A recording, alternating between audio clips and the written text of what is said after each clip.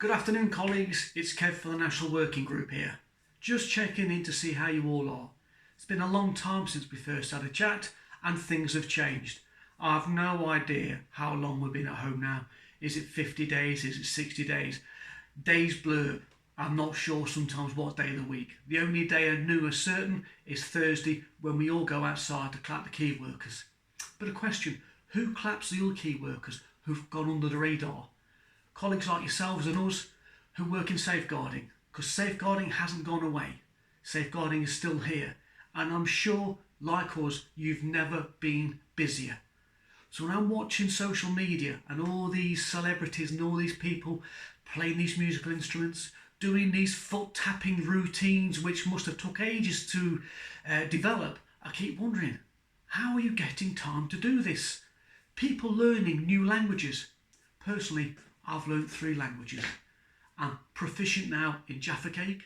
I'm getting by on chocolate hobnobs, but I'm really good on Garibaldi biscuits. So how have you been doing? NWG have been contacting colleagues all over the country, asking them what responses you are delivering to safeguard children during the pandemic, but also now we're looking to think about what we do when children return to school, to sports, to other extracurricular activities. On our website, we've got a report following a successful webinar last week, where we've got colleagues from all over the country who have been very concise and look at how they're planning for return and also what they've been doing to engage children. We've also had a really good podcast from Dr. Warren Larkin, looking at the psychosocial effects and the consequences of the pandemic on children.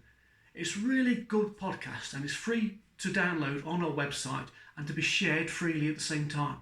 And he really talks about what we need to do now, but also thinking for the future. Not just 3 months, 6 months, but in the years to come ahead, when this pandemic hopefully is over, but the long-term psychosocial effects on children and adults will really sort of come home to roost. So please do go onto our website and have a look. But also, how will we practice self-care? Just remember last time I was on here, I showed you my little gym, my dumbbells, my skipping ropes. They have been consigned to the bin because I never actually got time to use them. Now I've got fridge on because I walk past the fridge, and every time I walk past the fridge, I open it, I close it. I open the door to look at the biscuits in the cupboard and then I close it. So that's where I'm getting my workout.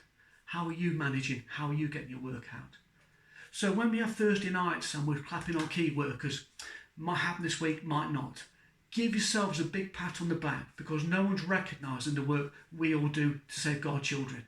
It's right that the health community and the other key workers, the pharmacists, the people working in Sainsbury's and all the other transport departments and food supply outlets get a good shout. But let's give us a shout because we're doing the work behind the scenes, as well as doing long days. I don't know about you, but my day doesn't finish at 5 o'clock.